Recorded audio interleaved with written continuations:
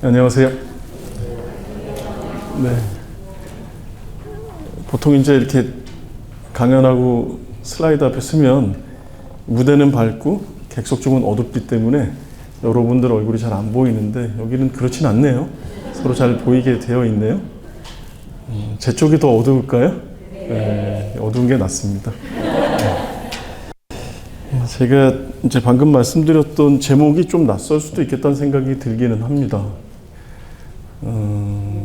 제목을 어떻게 정하면 좋을까? 몇 년 전부터 제가 특강할 때마다 고민하다가 그냥 우리가 하는 행위 자체를 제목으로 쓴다라고 생각하고 다짐해서 그렇게 써왔던 제목인데요. 앞서 발표하셨던 뭐 승효상 선생님이나 김봉년 선생님들처럼 생애 전체를 관통하는 어떤 건축 어휘나 본인의 이론을 말로 하기에는 저는 아직 너무 어리고 잘 모르기 때문이기도 하고요. 뭐 너무 어리다는 건 약간 농담이고 잘 모른다는 건 진짜입니다. 그래서 뭐 그렇게 어떤 단어를 압축하기보다는 우리가 하고 있는 행위를 그대로 보여주듯이 말로 쓴 것이 저희 제목인데요. 아마 이 제목은 저희 프로젝트를 설명하는 과정 안에 자연스럽게 설명될 것 같기는 합니다. 뭐 많이 보여드리고 싶은 욕심에 페이지 수가 조금 많아요. 전체가 다 117페이지인데요.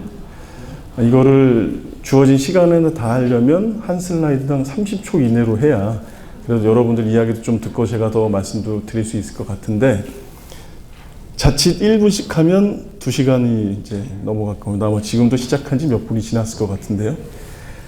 그래서 조금 속도감 있게 되는 부분도 있고 뭐 어떤 부분은 좀 더 자세히 설명드릴 수도 있을 것 같습니다. 그래서 제가 여러분들도 잘 보이니까 좀 지루해지는 것 같으면 좀 빨리 가고 관심 있어 하시는 것 같으면 좀 천천히 속도 완급 조정하겠습니다.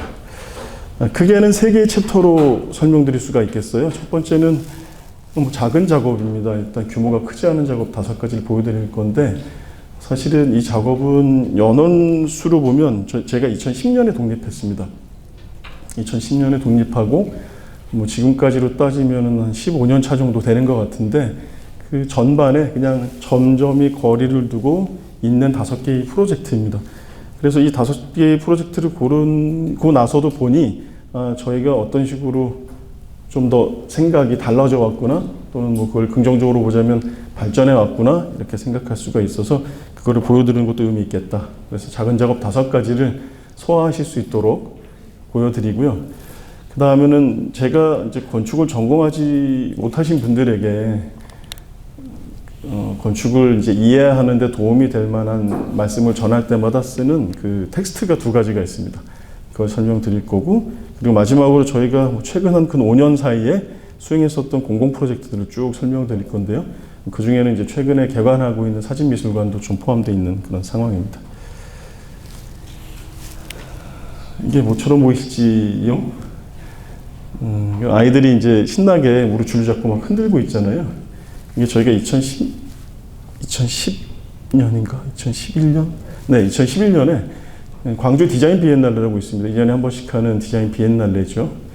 거기에 초대받아서 그 어린이 커뮤니티 섹션에 아이들을 위한 공간을 계획하는 작업이었습니다. 주어진 숙제는 아이들이 이렇게 넓은 공간 돌아다니며 선생님들한테 끌려다니듯이 부모들한테 끌려다니듯이 하다가 힘드니까 잠깐 쉬면서 뭐 전시 봤었던 거 스케치북에 그리는 그런 공간을 인테리어성으로 해달라고 했었는데 저희는 좀 그러고 싶지가 않아서요. 아이들이 그 공간에서 스스로가 어떤 예술적 체험도 하고 주인이 될 수 있는 공간을 한번 표현해 보겠다고 만들어 제안한 겁니다. 뭐 아이들이 되게 결과적으로 신나했어요. 이 어른과 아이가 마주 서 있는 모습인데요.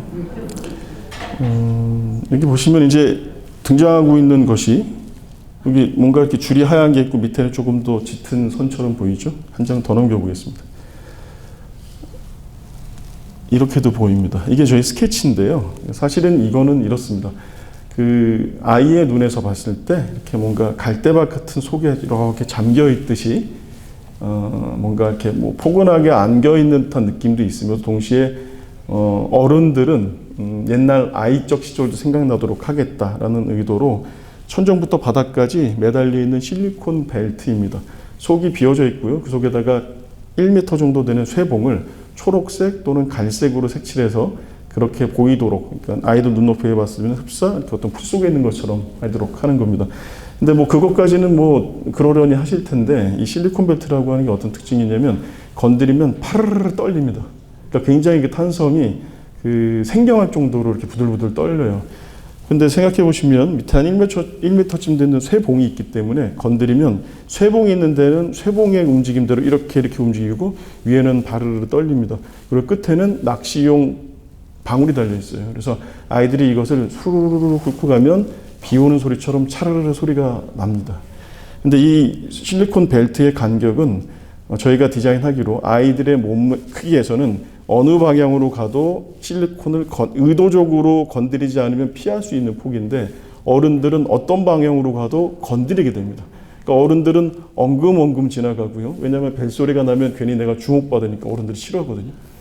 근데 아이들은 재빠르게 지나다니다가도 어른 놀리듯이 그것을 후루룩 훑어서 소리를 확 내듯이 지나다닙니다. 그래서 이 공간에 들어서면 생기를 잃었던 아이들은 밝게 웃으면서 깔깔거리고 뛰어다니고, 엄마 아빠들은 엉거주춤 서 있는 모습이 되는데요. 저희는 그 모습을 서로 교차해 보면서 어른과 아이에 대한 생각도 하고, 그리고 어른과 아이의 몸의 크기가 다른 것이 공간에서 어떤 작용을 하는지도 보여드리고 싶었던 설치 작업입니다. 이렇습니다. 그래서 위에 이렇게 매달려 있는 걸 관찰하는 사람도 있었어요. 이게 저희가 그걸 했었던 드로잉 부이고 설치하던 모습입니다. 두 번째는 그거보다 한두 해 더 후에 강원도 저 위에 올라가면 그림바위 마을이라는 곳이 있는데요. 한문으로 그냥 화암마을입니다. 근데 그곳에 전망대를 설계하는 그 공모전에 저희가 지명이 됐었어요. 그 마을 입구의 전망대다. 이게 뭐냐면 그 마을 주민들한테 이제 여러 의견을 들으셨던 모양입니다. 이게 주체는 그러니까 문화부에서 미술을 가지고 마을을 재생하는 프로젝트였는데요.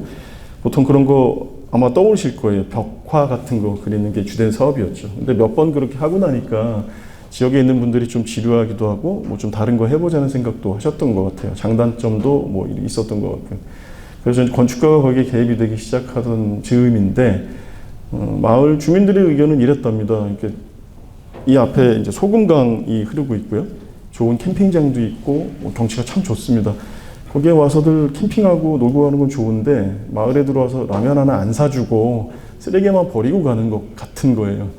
뭐 재생사업이라는 게 뭐 그런 여러 가지 뭐랄까 볼만한 것들을 설치해서 사람들이 찾아와 활성화되는 것도 이제 포함되어야 하는데 뭐 기대만 하지 못했던 거죠. 그래서 마을 주민들 생각 끝에 저 캠핑장 앞에 전망대 하나 세워놓으면 그 이렇게 올라가 쳐다보면은 저기 마을 있네, 슈퍼 있네. 라면 사겠네? 이렇게 이제 제안을 하셨다는 거죠. 그런데 저희 생각은 좀 달랐습니다. 그 소금강 풍경이 너무 좋았고요. 이렇게 좋은 풍경 앞에 뭐 이렇게 뭔가를 높이 세운다는 것은 마땅치 않은 것이라고 생각을 해서 저희의 제안은 풍경 안으로 들어가는 방식입니다. 이렇게. 풍경 안으로 쑥 들어가면 더 가까이 보이니까 사실 높이 보는 것보다야 자연에도 친근하게 되죠. 근데 여기에 문제는 마을이 이쪽 방향이라는 거예요. 반대 방향으로 더 멀어지고 있습니다. 저희 제안은 그래서 이런 방식입니다. 풍경으로 쭉 갔다가 되돌아 나오면 이게 이제 원래 여기가 바로 캠핑장인데요. 여기 이제 만들어져 있는 콘크리트 계단이었습니다. 쭉 갔다가 내려오는 이 방향이 여기 교차로가 마을길입니다. 그래서 풍경을 향해 걸어 들어가고 충분히 살핀 다음에 내려가기 위해서 걷다 보면 걷는 속도에 나도 모르게 마을로 향하게 되는 거죠. 이게 이제 인간이 움직이는 몸짓, 그 다음에 풍경에 다가가는 방식, 이런 것들을 저희가 생각해서 만든 거라 이거는 저희는 전망대라고 안 부르고 전망교라고 부릅니다. 그러고 나서 한 두 해쯤 지났는데 그 동네 마을에서 그 마을을 오롯이 기록하고 계시던 사진 작가분이 계셨다고 해요. 저희한테 사진을 보내오셨습니다. 이런 풍경이죠. 이거는 CG인데요. 이렇게 마을로 들어가는 겁니다. 저희가 처음으로 받았던 상이 있어요. 이제 김수근이라고 하는 위대한 건축가죠, 한국에. 그분이 이제 돌아가시고 김수근 문화재단이 생겼는데 거기에서 아직은 지어지지 않은 집에 대한 상을 주었었습니다. 김수근 프리뷰라고 하는 상인데요. 그 프리뷰로 선정된 작업이 김수근 건축상을 받는 후보군이 돼요. 준공되었을 때. 안타깝게도 저희는 프리뷰를 받고 이 건물이 지어지지 않아서 영원히 그 대상이 되지 못한 채 대기되고 있는데, 저희가 했었던 작업입니다. 이게 사실은 저희 작업의 한 50%는 이 제목이 설명하고 있는데요. 지붕 위에 놓인 텅 빈 집입니다. 일단 빈집이라고 하는 것을 건축가가 말한다는 게 좀 애매하긴 한데요. 대부분의 집은 속이 비어 있죠. 그런데 굳이 빈집이라고 쓴 이유는 그 공간이 소리를 채워야 하고 공예품으로 채워야 되는 공간이기 때문에 더 강조하고자 텅 빈이라고 앞에 썼고요. 그리고 이 집은 압구정역에 있는 2000년대 초반에 리노베이션을 해서 흡사 유럽풍 건물처럼 생긴 건물인데 법이 개정돼서 옥상의 면적이 이만큼 더 한 층 더 올릴 수 있다는 것을 알게 된 건축주가 본인이 생각했던 취미생활과 그리고 그 취미생활을 다른 사람과 공유하기 위한 사운드 갤러리로 만들겠다는 다짐을 하고 시작된 일입니다. 저희는 그래서 이 건축적으로 좀 특별한 관계였기 때문에 저희가 건물의 규모와 상관없이 꽤 여러 번 만났고 그 만났던 과정을 저희가 이제 글로 쭉 기록을 했는데요. 사실 저희는 지금도 마찬가지지만 어떤 종류의 설계를 할 때 그 생각을 글로 적어서 직원들과 같이 공유하는 편이긴 합니다. 그게 참 중요한 도구라고 저희는 믿고 있고요. 그렇습니다. 그래서 이 글들을 이렇게 쓰고 도면도 그려서 제출했더니 상을 주셔서 저희한테 참 의미 있는 일이었는데요. 조금만 설명드리면 몇 가지 건축적인 행위가 있습니다. 제가 오늘은 도면이나 다이어그램들을 많이 가져오지 않지만 이 상황에 대한 설명을 좀 드려볼게요. 기존의 건물이 지어져 있습니다. 한 층을 더 지을 수 있을 거라고 생각하지 않고 건물은 완결되어 있습니다. 건축법상 면적이 한 층을 더 지을 수가 있습니다. 라는 상황에서는 저희가 전문가적으로 보면 구조는 한 층을 더 올릴 것을 준비하지 않았다는 뜻이기도 하고요.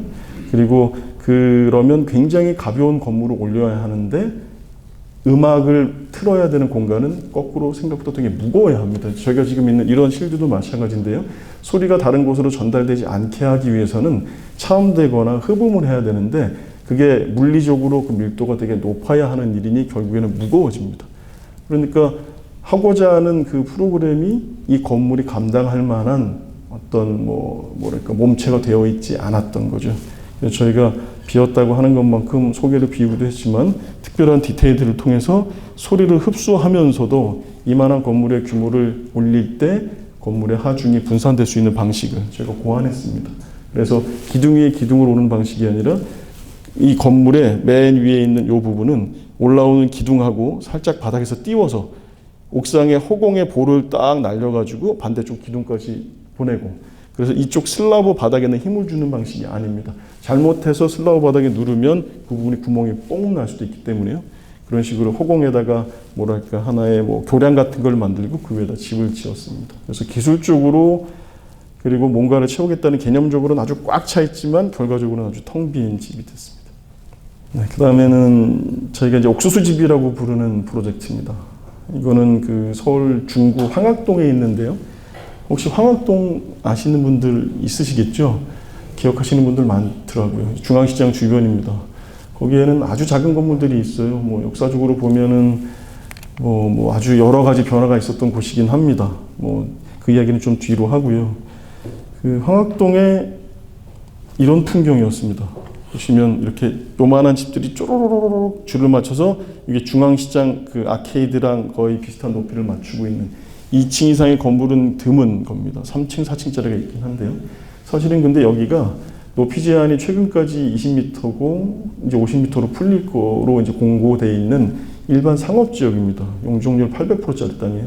근데 땅들의 규모가 전면 폭이 3m가 넘는 데가 드물 정도로 아주 소분되어 있습니다. 이유는 예전에 여기가 이제 관사로 쓰였던 지역들이 풀리면서 시장터가 쓰고 시장터에 점유하고 있었던 여러 가지 상점들이 점유한 모양대로 소분되어 지분이 양소가 되기 때문이에요.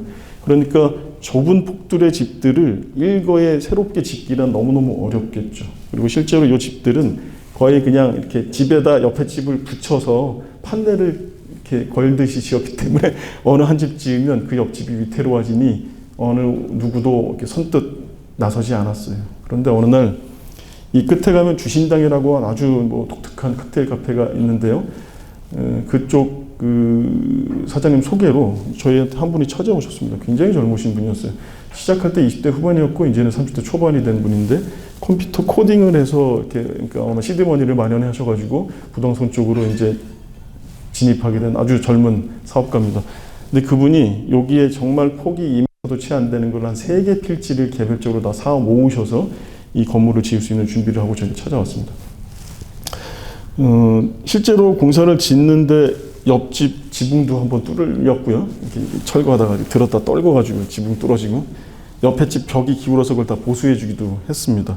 근데 그런 과정 안에서도 이 젊은 건축주는 이 주변에 있는 분들한테 떡 돌리고 막 친절하게 해서 민원 크게 없이 공사가 마무리됐으니 건물을 짓는 건 어쩌면 건축주의 힘일 수도 있겠다는 생각을 저희는 했는데요.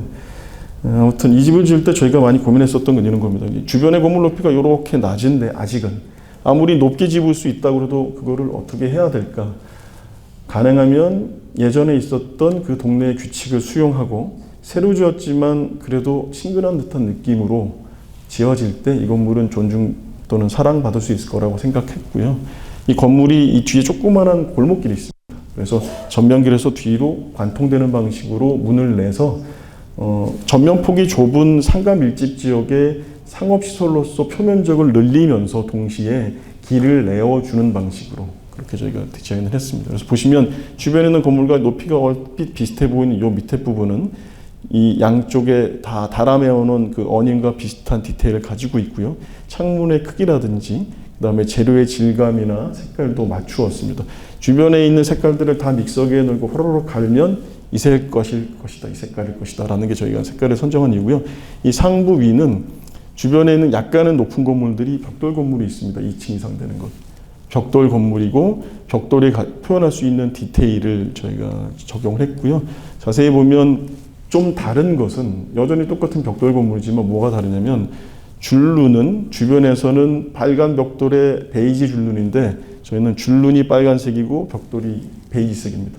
그래서 그 재료의 색깔을 재료의 성질이 할 수 있기 때문에 전환시키는 방식으로 표현을 했습니다. 그래서 이건 아까 말씀드린 밑에 부분이고요. 내부의 모습입니다. 이게 내부를 다르게 다 꾸미실 거라서 화장실과 일부 천정만 디자인하는 식으로 필요한 부분만 저희가 이제 디자인적 감각을 동원해 표현을 했고요. 작은 건물이지만 그 건물의 일부는 뚫어서 공간이 위아래로 이렇게 관통되는 느낌들을 주어 작지만 그래도 더 커 보일 수 있도록 조금이라도 내어주는 방식을 했습니다. 천정까지 빛이 들어와요, 일로. 그리고 여기에 보시면 계속해서 이제 보고 싶어 하셨던 남산타워가 옥상에서 보입니다. 그래서 실제로 여기는 지금 루프탑으로 쓰고 있는데요. 저희가 이걸 보기 위해서 건물을 살짝 돌리는 방식으로 대안을 만들었으나 워낙 작은 땅이라 조금이라도 돌리게 되면 사선 구간이 생기는 바람에 쓰지 못하는 공간들이 이제 아쉬워하시더라고요. 그래서 반드시 올리고 나서 똑바로 이렇게 그대로 올리고 다만 이 끝부분에 기둥을 하나 없앴습니다. 그래서 보면 이 기둥과 이 기둥이 위에서 기역자포로 연결되는 방식이죠. 그래서 형태적으로는 굉장히 단순하고 담백하지만 저희가 생각하는 것은 주변에 있는 맥락을 형태화 담고 주변에 있는 재료들을 가지고 와 담고 그리고 건축주가 보고 싶은 풍경도 수용할 수 있는 그런 형태를 만들었습니다. 그리고 이제 작은 5가지 프로젝트 중에 5번째인데요. 제가 시간을 잘 지키고 있는지 모르겠습니다. 어머니가 바라는 긴 집이라고 저희가 제목을 붙였는데요. 이런 모습입니다. 긴 집이죠. 이게 33m예요. 근데 폭이 얼마 안 됩니다. 그래서 여기 40평 정도 건물인데 가보시면 엄청나게 집이 크신 줄 알지만 그렇지는 않아요. 여기가 마을길이 이렇게 올라가는 중이고 산으로 이 길에서도 여기 언덕으로 살짝 올라오는 길인데 여기가 어머니하고 아버지가 이 건축 중에 그 어머니와 아버지가 먼저 와서 자리를 잡고 계신 터입니다. 이제 그 은퇴를 얼마 안 앞둔 두 부부 교사이신데요. 이제 그 여선생님의 부모님이세요. 보면 여기 둥그렇게 되어 있는 부분이 주방인데 제가 처음에 이 사이트에 갔을 때 그 현장 조사라고 그러는 날 갔더니 이제 어머니께서 식사를 대접해 주셔서 이제 맛있게 식사를 먹고 그때 이제 거실에 서서 이 땅을 이렇게 내려다봤습니다. 그때는 이제 건물이 없었죠. 비닐하우스만 있었습니다. 봤더니 그때 거실에서 내려다보면 요 뒤가 잘 보이겠더라고요.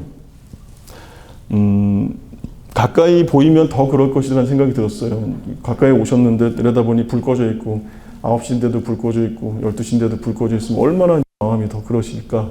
그래서 보이는 쪽은 뭐랄까 이렇게 그 밥 끓이는 게 뭐 굴뚝으로 연기는 안 올라가더라도 이 주방에 불이 들어오면 안심하실 수 있도록 이 메스를 배치하겠다는 게 저희가 1번 계획이었습니다. 요 끝에는 무조건 주방이다. 그리고 나머지는 어떻게 할 것이냐를 저희가 또 고민을 했는데 다양한 방법을 고민했던 결과 저희 결론은 이거였습니다. 이게 현관으로 들어가서요. 긴 복도에 방들이 알맹이에 달려있듯이 이렇게 달려져 있습니다. 이건 선생님들도 굉장히 공감해 주셨고 저 역시 그렇게 하고 싶었던 이제 어떤 개념 중에 하나인데요. 우리가 보통의 주택은 어떻습니까? 특히 아파트를 전형적으로 보면 현관문 열고 딱 들어가서 거실에 밟는 순간 아버지가 소파에서 고개 들리면서 이제 오냐? 그러시죠.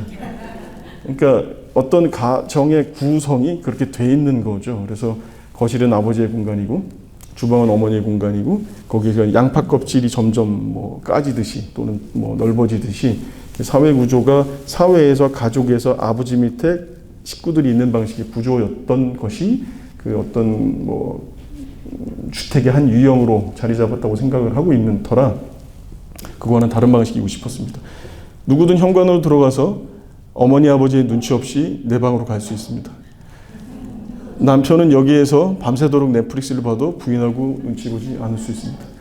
그러니까 각자의 그 공간에서 생활하는 것은 같이 살지만 각자의 독립적 삶이 존중되고 보장될 수 있어야 합니다. 그러나 누구든 고개만 내밀면 한눈에 다 볼 수 있죠. 카톡 한 번 하면 고개 다 내밀면 땅땅땅 고개가 나오잖아요. 이렇게. 그럼 다 누군지 알 수 있을 것이고요. 이 복도는 그냥 걷기 위한 복도는 아니에요. 이 주방 같은 경우는 앞에 주방의 역할을 할 수 있는 하이체어가 놓을 수 있는 그 테이블이 있고요. 그러니까 여기 있는 물건을 내어놓을 수 있습니다. 지금 갤러리를 쓰세요. 책이나 뭐 그림 그려놓은 거 걸어놓으시고요. 다이닝 그 마스터 베드룸 같은 경우는 이 부분이 붙박이 장입니다. 그래서 복도는 각각의 실이 확장되는 것 같이 방 안에는 넣어놓기는 좀 그렇고 뭐 그렇다고 멀리 두기는 뭐한 것들을 방 가까이에 놓을 수 있도록 저희가 수납장들을 거기에 다 두었습니다. 이 밤의 모습이고요. 그래서 보시면 이 현관은 딱 현관 앞에 있으면 현관 문이 안 보이고 이 문 밖에 있는 풍경이 보입니다. 큰 창이 복도의 앞뒤로 있어요. 요것도 창이고 요것도 창이에요. 그래서 이렇게 관통돼서 보이고요. 이렇게 돌아서 여기가 현관입니다. 신발 벗을 때도 이렇게 좀 앉을 수 있는 공간도 있고 아무래도 마당이 넓으니까 바깥 활동이 많으니 창고도 바로 여기에 있습니다. 장화도 놓을 수도 있고요. 그리고 아버지가 먼저 나가면 항상 현관에서들 다투시잖아요. 엄마는 아직 준비도 안 끝났는데 그럼 여기에 이제 앉아 계실 수 있도록 의자가 마련되어 있습니다. 이게 그 말씀드린 주방이고요. 이 가운데 부분이고 이렇게 깊어질수록 여기가 그 부부 침실 쪽이에요. 그래서 낮은 담들을 한 단, 두 단 두어서 누구든 여기에 딱 쓰면 좀 더 들어가긴 그런데 그런 느낌이 옵니다. 그래서 깊이감이 공간에 어떤 위계를 주는 방식이죠.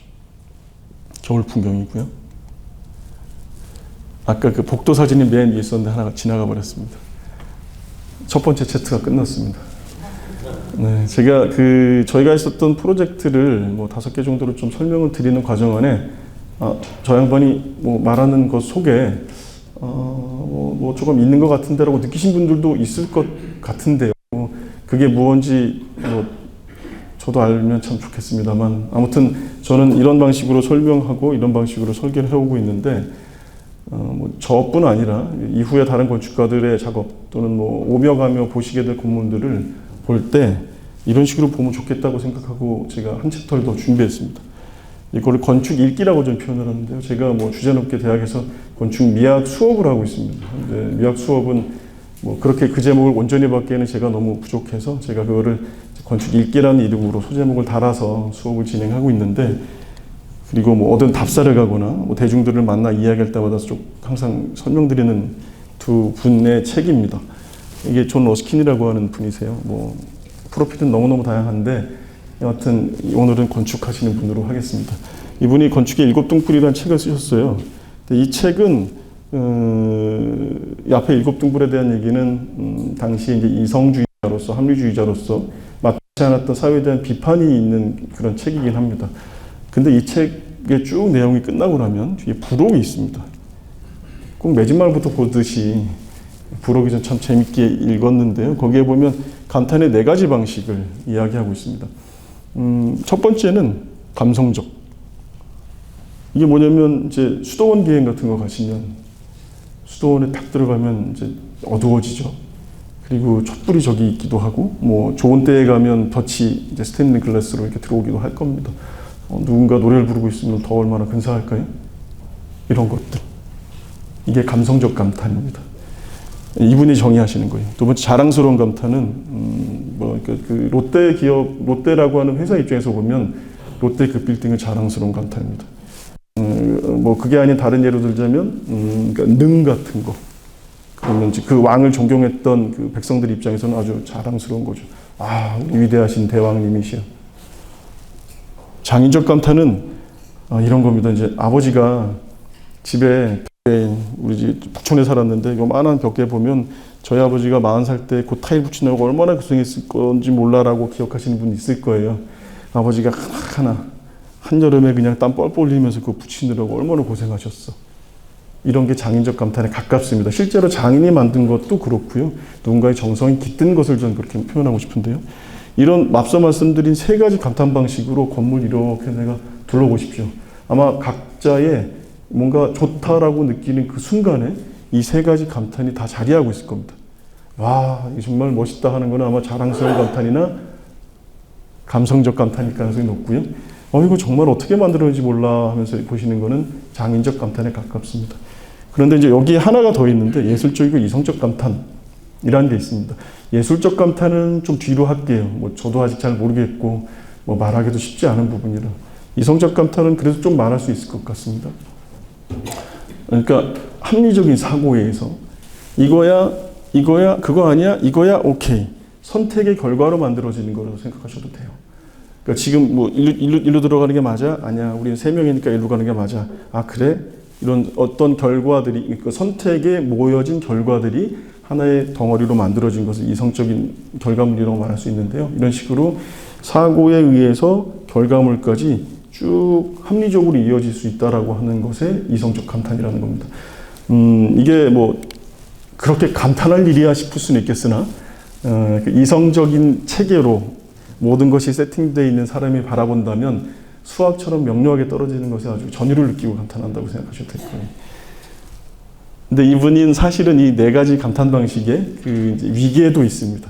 1번부터 4번으로 갈수록 더 높은 위계라고 말씀을 하고 계시지만 시대적 상황은 좀 비추어 보아야 할 것 같아요. 이분이 앞서 얘기했었던 7가지 이제 건축의 7가지 등불은 그래야 한다. 그러니까 이성적으로 봐야 한다는 주장이 있었기 때문에 그런 말씀을 하셔서 시대적 상황을 좀 감안해서 본다고 하더라도 1, 2, 3번은 지금은 뭐 그렇게 위계가 있다고 볼 수는 없을 것 같으나 이성적 감탄에 대한 것은 좀 생각해 주셔도 좋을 것 같습니다.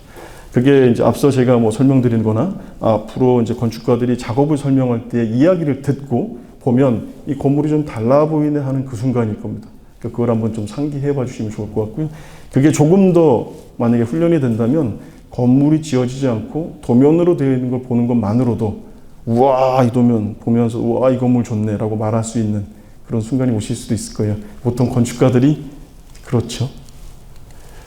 두 번째는 그 크리스토퍼 알렉산더라고 하는 오스트리아 도시계획가면서 건축가인데요. 이분이 영혼의 건축이라는 책을 썼습니다. 이분의 책으로 더 유명한 거는 뭐 패턴 랭귀지라고 하는 건데 건물의 어떤 요소를 언어처럼 설명하고 그런 것들이 이제 시나리오나 그 맥락에 따라 쭉 배열되면 문장의 문맥처럼 배열되면 어떤 뜻으로 사람들한테 읽히거나 또는 전해질 수 있을 것이다라고 이야기하는 거로 이해할 수 있습니다. 그런데 이분이 이제 그 책 이후에 쓴 책인데요. 뭐 그 배경 설명은 이만하고요. 전 이 책에서 참 재밌는 대목을 읽었습니다. 이게 뭐냐면 이 책을 쓴 본인이 인도인 친구하고 나누는 얘기입니다. 이제 어떤 여관이 동네에 정말 끝내준 게 있었다는 거죠. 인도인 친구가. 야, 그래? 그 동네 그 여관이 근데 얼마나 뭐가 좋아? 그랬더니 뭐 거기 가면 뭐 낮잠도 잘 수 있고 뭐 테이블에 앉아서 사람들하고 얘기도 할 수 있고 맛있는 음식도 많고 들어가면 냄새도 참 좋고 근데 그거 야 우리 동네 그런 거 하나 있으면 참 좋겠다. 아이, 미국에는 그런 거 택도 없어. 우리 동네니까 이런 게 가능하지. 그런 얘기를 주고받는 중이에요. 근데 집요하게 이 이제 저자가 계속 물어봅니다. 근데 그것 중에 가장 저는 중요한 부분이 이거예요. 그렇게 좋다고 하는 그 공간 네가 다른 데다 만든다고 생각하면 어떻게 해야 되겠니? 라고 이제 그 질문을 끌어내고 싶은 겁니다. 그러면 이 사람이 야, 그 알래스카에다 만든다고 하면 어떻게 하면 좋을까? 이렇게 물어봐요. 그랬더니 야, 거기 일단 기후가 틀린데 그래, 그냥 추우니까 마당에 바로 나가는 건 안 되겠다. 그래도 요건 이렇게 하면 되겠네. 아, 그래, 사람들이 만나려면 여긴 이렇게 하면 되겠어라고 얘기를 하는 거죠. 그 순간 뭐가 되냐면 본인이 좋다고 하는 어떤 공간의 상을 실제로 만들기 위한 작업으로 전환되는 것. 그게 바로 집 짓기를 위한 첫 단계라고 저는 생각을 합니다. 그게 건축주 머릿속에 있든 건축가의 머릿속에 있든. 그래서 이런 이야기들을 주고받으면서 뭔가 더 건축의 본질적인 것에 가까워지고 있지 않을까? 본질적이라기보다는 건축을 정확하게 이야기를 하게 되지 않을까라는 생각이 들었습니다. 앞서 말씀드린 네 가지 감탄과 지금 말씀드리는 것이 뭐 결이 어느 부분은 중복되는 부분도 있을 것 같은데요. 하여튼 저는 좀 굉장히 재미있게 읽었고, 뭐 기회가 되실 때 한 번씩 보시면 이후에 이렇게 건축에 관심 있는 분들이라면 더 좋은 건축물들 감상하시는 데 도움이 될 것 같아요. 자, 이제 챕터 3인데요. 그래서 이제 앞서 있는 네 가지 감탄 방식으로 저희 프로젝트를 한번 봐주시면 어떨까 그런 생각도 듭니다. 그 중에 뭐 한 군데도 감탄할 데가 없다. 그럼 저희는 또 굉장히 반성하고 도전해야 되지 않을까 싶은데요. 나름의 그런 기준을 가지고 건물을 보는 것이 좀 필요할 것 같습니다. 이게 비단 건축만은 아니고 어떤 종류의 문화나 그 뭐 말이 아닌 그래도 우리가 글은 읽고 말은 많이들 잘 하시니까 그러니까 글과 말이 아닌 어떤 대상을 두고 누군가와 소통하는 그 즐거움을 누리시려면 맨 처음에는 자기가 어떤 식이든 기준을 세우고 그 기준에서 범위가 얼마나 벗어나는지를 가늠하시면서 하는 게 좋다고 저는 생각하는데요. 건축 역시 그렇게. 그래서 제가 앞서 좀 뭐 짧게나마 그런 말씀을 좀 드리게 됐습니다. 총 9가지를 뭐 고른 이유는 그냥 구가 저희가 1990 9가 좋아서 제가 9자를 넣었고요. 이 내용은 저희가 다 공모전에 당선된 내용들입니다. 그리고 앞서 말씀드린 5개는 저희가 다 상 받은 겁니다. 네. 이 9개의 이제 그 공모에 당선된 프로젝트들을 하나하나 다 자세히 설명드리기에는 많은 시간이 걸릴 거예요. 대부분 한 프로젝트가 짧아도 1년 정도 저희가 수행한 프로젝트고요. 설계 기간만 그렇습니다. 공사 감리까지 포함되면 수년이 걸렸던 일들이기 때문에요. 뭐 어떻게 이렇게 짧은 시간에 설명할 수 있겠습니까? 그리고 뭐 말도 안 돼요. 그러니까 제가 일단 지금부터 드리는 말씀은 상당 부분이 좀 생략돼 있는 거라 좀 감안해 주시고 궁금한 부분이 있으시면 이따 질문해 주시면 제가 소상히 설명드리겠습니다. 저희가 경기도 도립박물관의 전시장 전체 리노베이션을 설계했습니다. 박물관 법이라는 거에 따른 시설이에요. 혹시 아세요? 학교처럼 꼭 공급돼야 되는 시설입니다. 그러니까 그 말은 법에 의한 기준에 따라서 박물관의 정의가 달라지면 박물관도 달라져야 됩니다. 시기가 도래했다고 해요. 예전에 우리가 생각하는 박물관은 박물관의 태생에 대한 얘기는 제가 생략하고 박물관에 갔던 경험으로 보시자면 이런 거죠. 그 선사시대부터 조선시대, 근대까지 내가 이렇게 움직이는 방향에 따라 놓여진 유물들을 이렇게 훑어보는 거예요. 그러니까 역사에서 중요하다고 규정하는 그 시간대를 시간의 순서대로 쭉 훑어보는 실물 교과서 같은 기능이죠. 그런데 지금의 박물관은 그러지 말아야 한다라는 얘기가 나옵니다. 무슨 뜻이냐면 교육 방식도 다 달라지고 있기 때문에요. 교과서를 한 장 한 장 처음부터 끝까지 읽는 방식이 아니라 아이가 선택하여 그 부분에 더 집중적으로 교육을 집중한달까 강화한달까를 출발하고 거기서부터 넓혀지는 방식이죠. 이런 식의 박물관을 최근에 보셨을 겁니다. 이제 그런 의미로 박물관의 전시물들이 하나하나를 순서대로 보는 것이 아니기 때문이에요.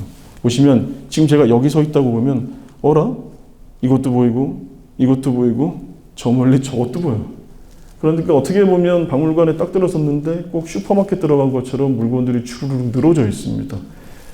근데 그거예요. 그거 하려는 겁니다. 슈퍼마켓에 있듯이 모든 물건이 한눈에 보이듯이 모든 유물이 한눈에 보이자고 하는 것이 첫 번째 목표고요. 두 번째는 이렇게 둘러봤더니 내 눈에 탁 띄는 게 있습니다. 난 이게 좋네? 그럼 이렇게 돌아서 그 앞에 가서 서서 그것을 보는 겁니다. 이것은 그전처럼 기다란 빨대가 이렇게 어디로 갈지도 가늠할 수 없는 터널을 지나가며 나에게 보여지는 것을 내가 흡수하는 방식에서 쭉 둘러보고 존엄이다 했을 때 내가 가서 선택하는 방식으로 바뀐다. 이게 이제 박물관을 전시하는 또는 전시를 수용하는 관람객의 입장을 달리 본다는 설정에서 시작하는 겁니다. 아버지는 여전히 옛날 사람이니까 요거 보라고 손가락 가리키고 있지만 이 아이는 지금 그거 보고 있을지는 의문입니다. 저 뒤에 내가 찍어놓은 거에 가로 가야지 이러고 있을지도 모르겠어요. 이렇게 중첩돼 보이는 방식입니다.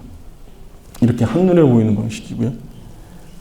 근데 이런 것들은 설계하는 과정에서는 굉장히 면밀하게 해야 됩니다. 방금 전에 보여드린 이런 거 저희가 하나하나 캐드로 라인을 따서 도면에 다 그려 있습니다. 이게 지금 좀 해상도가 좀 떨어지는데 이게 다 하나하나 저희가 그렸고요. 그런 것들을 어떤 식으로 사람이 그 자리에 서서 보았을 때 좋게 만들려면 높이나 뭐 폭이나 각도 같은 걸 고려해서 하나하나를 다 거치할 수 있는 거치대까지 여기다 설계를 했었습니다. 두 번째는 저희 참 이제 뭐 아직은 포기하지는 않고 있습니다. 안 지어져서 가슴이 아픈 프로젝트인데요.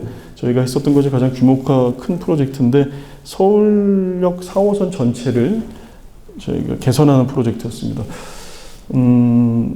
가까이 일본을 가봐도 그렇고요. 조금 더 멀리 가서 뭐 미국이나 캐나다에 가보시면 지하철 보시고 놀라시는 분들이 있습니다. 미국은 좀 이제 예외하겠습니다. 캐나다 뭐 몬트리올 같은 데 가보시면 지하 공간이 너무 다르죠. 지하철도 다르고요. 그들은 이제 도시를 만들 때 마스터 플래닝 하면서 그 지하철 역사를 예술가 플러스 건축가가 다 제안하도록 되어 있습니다. 각각의 역은 또 그렇고 그것들을 어떻게 연결할 것까지도 다 계획이 돼 있었죠. 자발적으로 연결시킬 수 있도록 외부 공간과 말씀드리는 겁니다. 우리는 그런다 어떤 식으로 저희가 지하 그 전철이 개발됐냐면 꼭 만화 같은 데 나오는 이렇게 터널 뚫는 기계라고 생각을 해보시자고요. 땅속으로 두더지가 들어가서 여기가 출발지고 저희가 목적지면 거기까지 갈 수 있는 최단 거리를 공공의 공간 안에서 그러니까 도로 밑이 되겠죠. 도로 밑으로 이렇게 그다음에 선로가 놓을 수 있는 이 철 길이 어느 정도 속도를 낼 수 있는 각도를 유지하면서 굉장히 기계적으로 거기서부터 그 터널을 뚫은 겁니다. 뽕. 그러니까 단면이 구멍이 정해져 있어요. 이렇게.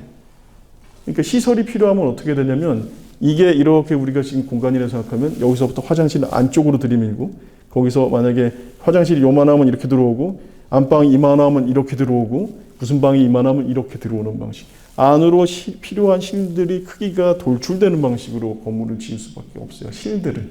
그래서 지하철에 가보시면 그 안에 매점은 요구로 들어가 있고 티켓만 조금 나와 있는 거 같고 어떤 것도 들어가 있고 이러는 이유입니다. 이 터널 밖으로는 도무지 나갈 수가 없기 때문이죠. 그게 무슨 결과를 만드냐면 거기를 지나가야 되는 그 사람들이 계속해서 요철부하고 부딪히게 되는 그런 일이 생깁니다. 그래서 이제 환경 개선에 대한 그 이유 하나가 생겼고요. 두 번째는 많은 사람들이 이용하는 지하철을 예술적 체험을 할 수 있는 공간을 하면 좋겠다라는 이제 그런 얘기를 같이 하게 됩니다. 저희가 제안드린 것은 이런 방식입니다. 일단 첫 번째 지하 공간에 들어갔을 때 공간을 인지하지 못한다는 것이 저희는 공간의 방향을 인지하지 못한다는 것이 되게 불편한 일이다. 들어가면 맨날 어느 방향으로 가야 될지 헷갈리잖아요. 저도 어제도 반대 방향으로 탔습니다.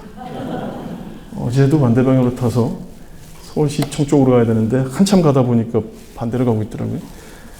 근데 그 굉장히 중요한 이유가 빨대 같은 공간이기 때문이라고 저는 생각해요. 빨대를 이렇게 봐도 똑같은 방향이고 뒤로 봐도 똑같죠, 뭐 그게.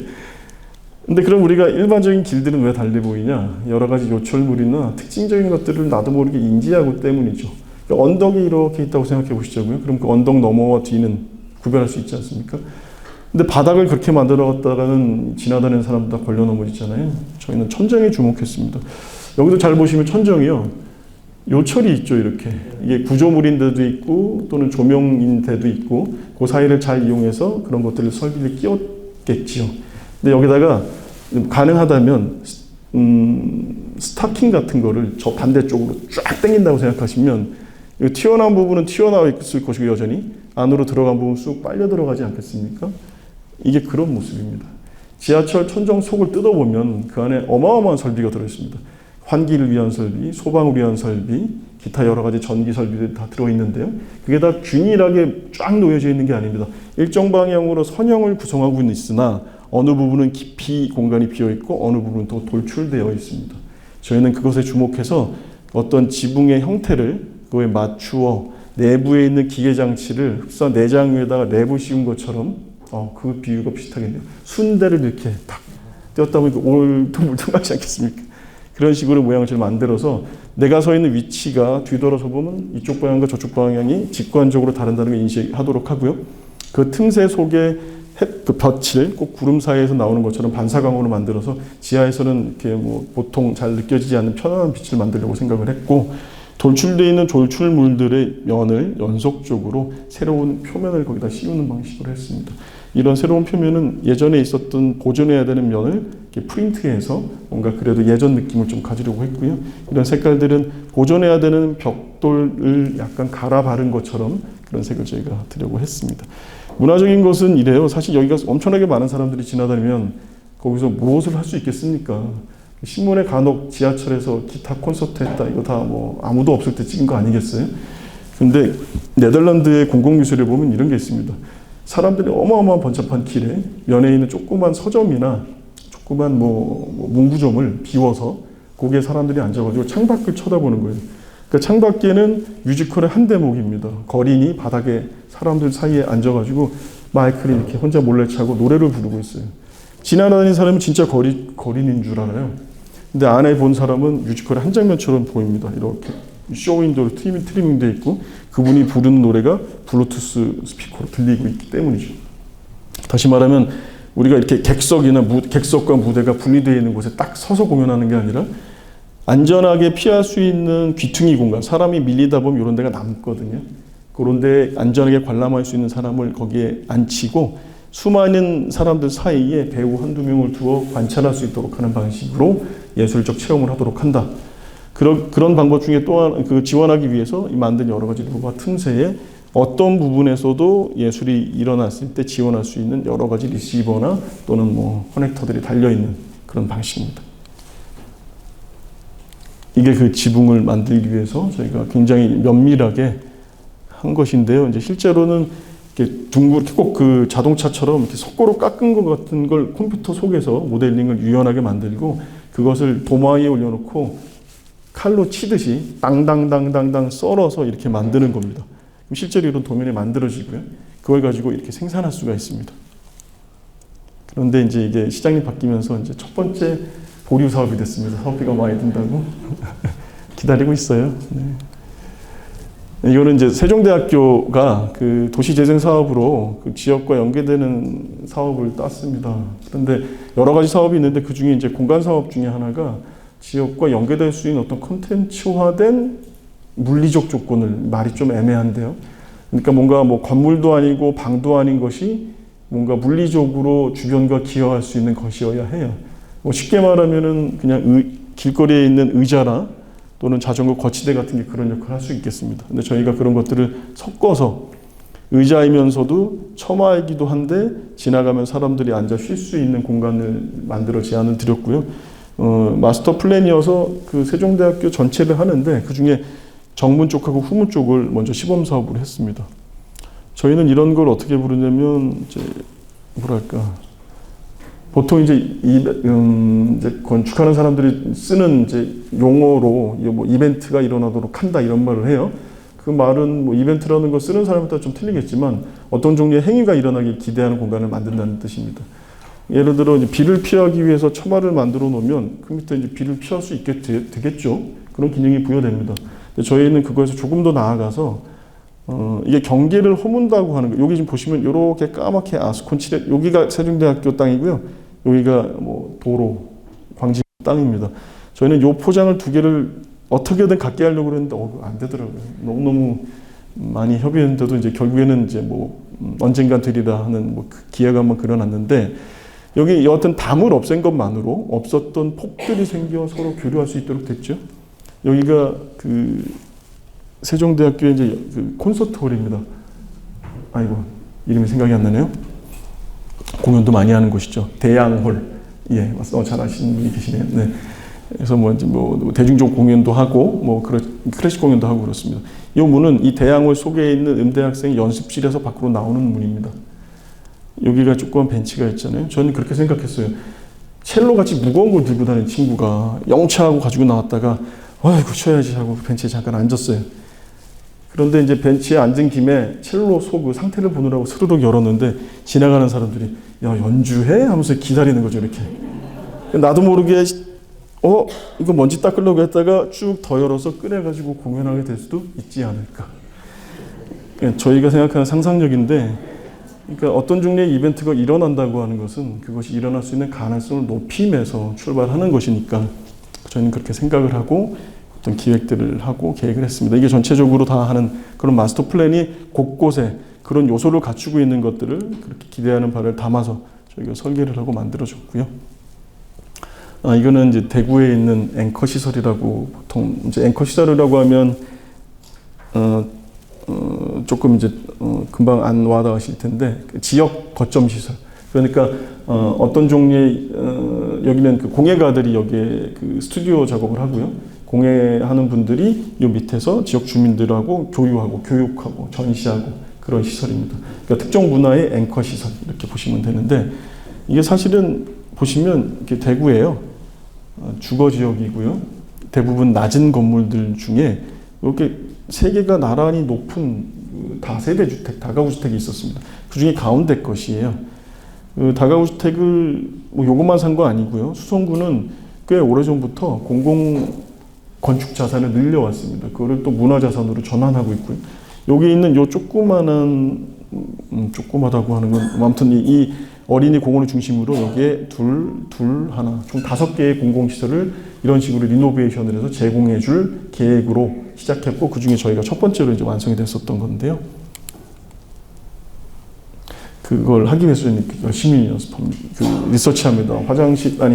그 쓰레기 봉투는 어디다 갖다 내놓는지, 불법 주차는 얼마나 많은지, 거기에 가로등과 CCTV는 어디에 있는지 등등까지 저희가 보고요. 보도블록은 언제 교체됐는지, 어느 부분이 이제 보행자 전용 도로인지도 이제 저희가 판단을 합니다. 그래서 이 지역, 저희가 생각하기에 이 건물 하나가 이 이제 어린이 공원을 중심으로 네트워킹 될 수 있으려면 추후에 그런 연결고리가 될 만한 요소들을 거기서 끄집어 와야 하기 때문에 면밀히 이제 스터디 해보고요. 저희의 결론은 2가지였습니다. 외장은 기존에 있는 건물이 살짝 보이죠.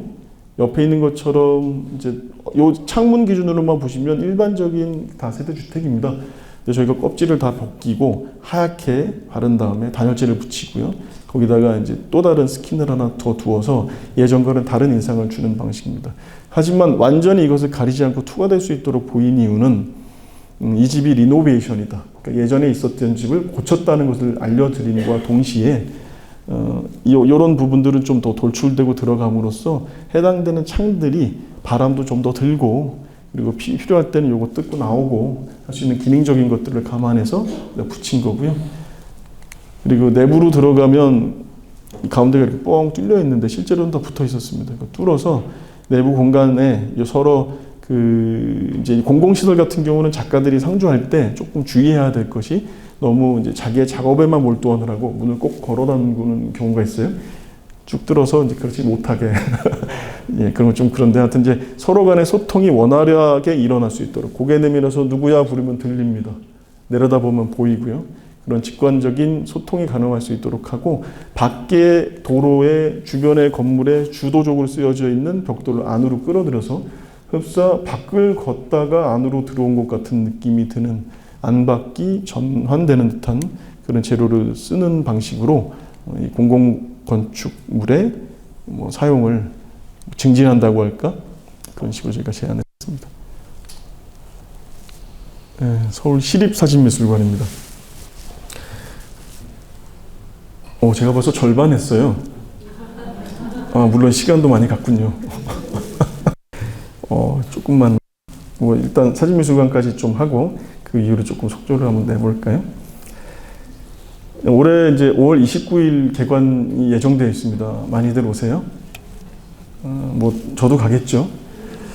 일단 건물은 작년 말에 완공이 됐습니다만, 그 소개 인테리어나 전시 준비를 하고 있고요. 어떤 종류의 전시물을 선별해서 전시할지도 굉장히 고민하고 계시고, 그리고 개관을 기념해서 이제 기획 전시도 지금 하고 있어서 선정된 작가들이 열심히 기획전 준비도 하고 있는 걸로 알고 있습니다. 일단 제가 실물 사진을 좀 보여드리기 전에 저희가 과정 안에 있었던 것들을 좀 보여드릴게요. 제가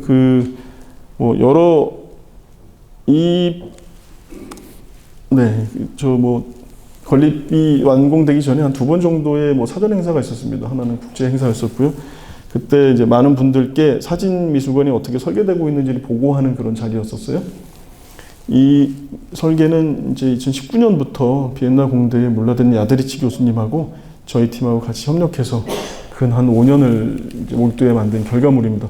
설계하는 과정은 한 2년 정도 걸렸고요. 감리하는 과정까지 포함해서 그렇게 되는데, 지금 먼저 보여드리고 있는 이 장면들은 이제 보고 자료입니다. 그래서 이 건물이 실제로 어떤 개념으로 설계했고, 어떤 식으로 이제 그 디테일을 풀어나가야 앞으로 실제로 지어질 수 있을지 많은 분들에게 보고하고, 지적받으면 고치고, 설명할 거 있으면 다시 설명하면서 이제 단단히 다져왔고요. 내부 공간들도 저희가 사실은 주어진 과업은 아니었지만 어떤 종류의 공간 분위기가 되어야 될지도 다 좀 설명을 드리고 프로그래밍까지 제가 하는 제안들을 많이 드렸습니다.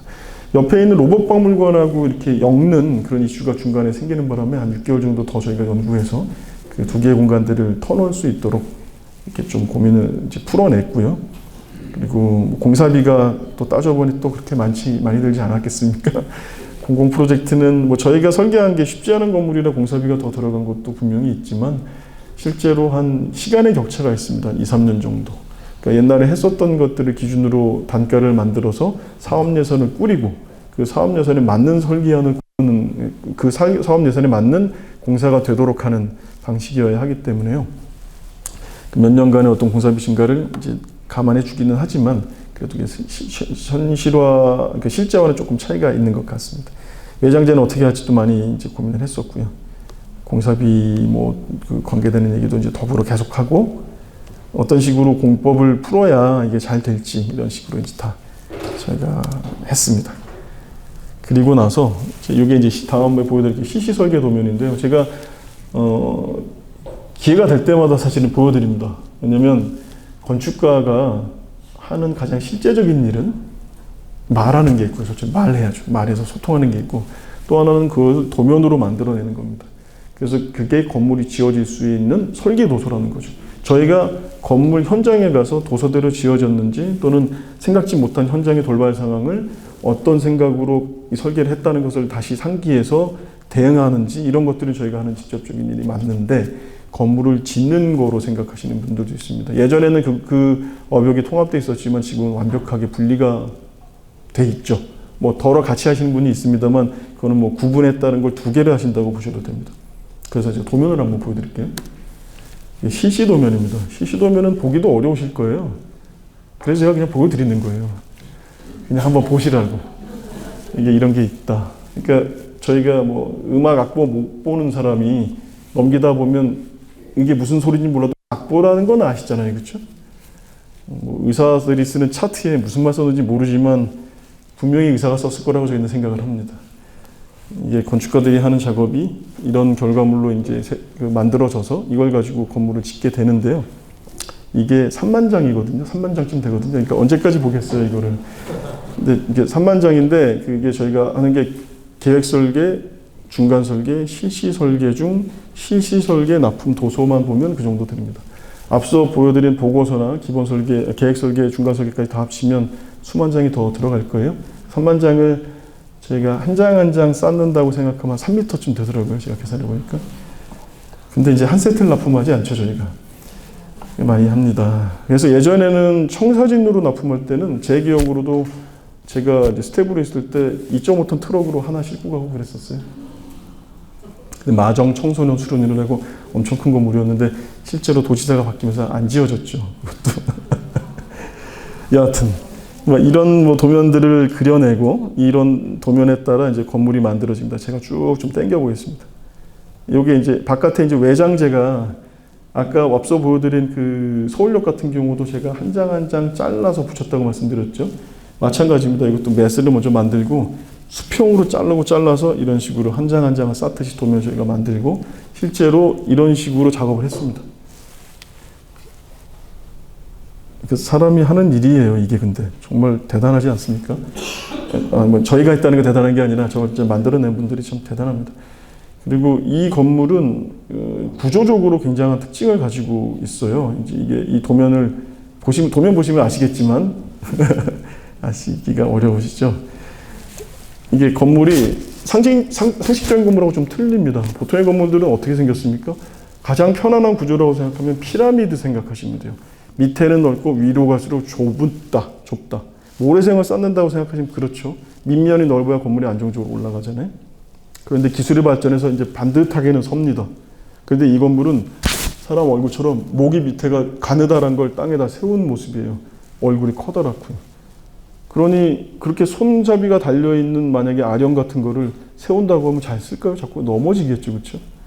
그래서 이거는 땅 속에 그 트로피처럼 밑에 단단한 기단이 보이지 않는 밑면에 들어있고 그 위에 얇은 부분이 있고 커지는 부분이 있는 방식의 구조물이에요.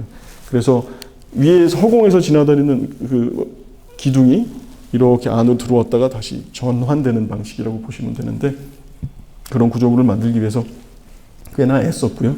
그런 구조물의 형태가 그렇게 공간에 흐르게 만들다 보니 각종 설비 라인들도 계속해서 그걸 따라가는 것이 참 쉽지 않은 터라 저희는 외피로 가지 않고 가운데 십자 모양으로 모든 동선과 그 기계 설비가 제공될 수 있도록 하는 방식으로 설계를 했습니다. 그래서 저희는 가운데 십자가로 되어 있는 부분이 구조와 설비를 다 감당하고 외피는 그저 자기가 넘어지지 않는 구조만 되면 됩니다. 그래서 누가 힘만 좀 세면 뻥 뚫으면 뚫릴 수도 있을걸요. 거짓말 좀 못해서. 이런 건물들은 바깥에 기둥이 있기 때문에 쉽지는 않습니다. 물론 뚫기는 어려울 겁니다. 자, 이렇게 이제 쭉 한번 제가 이거는 넘겨드리고요. 그다음에 요거는 저희가 그렇게 다 설계한 거를 이제 3차원화 시킨 시뮬레이션입니다. 그래서 건물이 지어지기 전에 실제로 요새는 다 이렇게 시뮬레이션을 해요. 가운데 있는 검은색 건물입니다. 오른쪽에 있는 건 로봇 박물관이고요.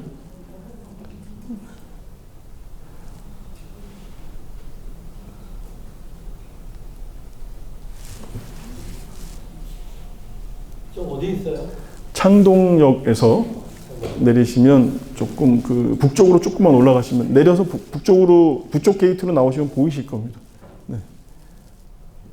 맨 왼쪽에 있는 거는 이제 50플러스 캠퍼스고요. 그래서 공공시설 3개가 나란히 있습니다.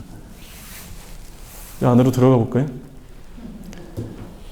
처마가 조금 뭐 비가 떨어진다 그래서 이제 추가가 되긴 해서 약간 모양은 달라졌습니다. 안으로 들어가시면 아까 처음에 보셨던 사진이 보이실 거예요. 제가 내부도 바깥과 같은 짙은 회색의 콘크리트로 표현되어 있습니다. 왜 검은색이야? 공공건축에 환하게 좀 하지. 그런 말씀들 많이 하시는데 이제 검은색으로 한 이유가 있습니다. 그러니까 우리가 이 사진미술관은 사진이 잘 보여야 되고요. 사진이라는 게 뭡니까? 어떤 한순간을 빛을 캡처해서 프린트한 거라고 말할 수도 있거든요. 빛을 보여주는 것이니까 우리가 이 빔 프로젝터가 잘 보이려면 어떻습니까? 불을 꺼야 되잖아요. 배경은 어두워야 한다고 생각하고 저희가 그렇게 공간을 만들었고요. 그래서 내부 공간들은 대부분 그런데 이제 자꾸 벽에다 뭘 붙였다 띄어야 하는 공간 같은 경우는 어쩔 수 없이 석고보드로 되었고 여기는 이제 뭐 흰색으로 되어 있는 부분이 일부 있습니다. 나머지 공간들은 뭐 공공시설이니까 갖춰야 되는 곳입니다. 방금 전에 들어갔다 나온 곳은 어린이가 쉬는 곳, 엄마가 아이 젖주는 곳 그런 곳이고 나머지는 이제 이런 전시장들입니다. 흰색으로 된 것도 있고요. 이건 가벽입니다. 겉에다 더 붙인 거고. 층고는 상당히 높습니다. 건물이 한 20m 조금 넘는데 4개층밖에 안 되기 때문에 한 층당 평균 높이가 4m가 넘고요. 그리고 방금 전에 입구에서 보셨던 그 부분은 2개 층이 뚫려져 있는 곳이라 그게 뭐 바닥에서 천정면까지가 9m가 넘습니다. 그래서 밖에서 보는 건물 규모보다 안으로 문을 열고 들어가면 갑작스럽게 높아지는 그런 경험도 하실 수가 있으실 거예요. 4층은 그 이제 사진 교육하는 곳이고 그래서 암실도 있습니다. 그리고 스튜디오도 있고 여기 뭐 강의실도 있고요. 저쪽 방금 전에 지나온 곳은 이제 그 큐레이터하고 학예사 큐레이터들과 관장님이 여러 가지 박물관 관계되는 업무를 보시는 사무 공간입니다. 그쪽은 볕이 좀 들도록 돼 있어요.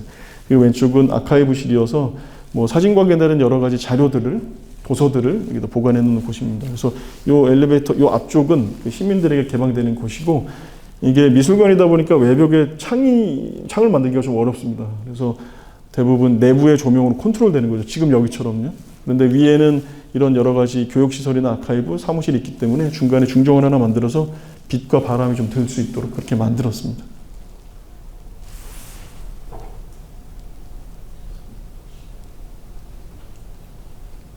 네, 이건 밑에 수장고도 있습니다. 네, 이건 넘어가겠습니다. 그러니까 뭐 지금껏 없었던 규모의 큰 수장고를 갖는 그런 건물입니다. 방금 전에 CG로 보셨던 거랑 어떠세요? 실제로 보면 아마 또 다 다른 감성이 느껴지실 텐데요. 이렇게 생겼습니다. 이렇게 생겼고요. 이 건물은 그 건물의 조형적인 원리는 이래요. 일단 박스가 가장 효율적입니다. 미술관에서 저희가 그리고 두 번째는 외피에 구멍을 뚫지 않습니다. 그런데 이 건물은 미술관 같은데 보통 보시면 매주 월요일날 미술관 문 닫잖아요.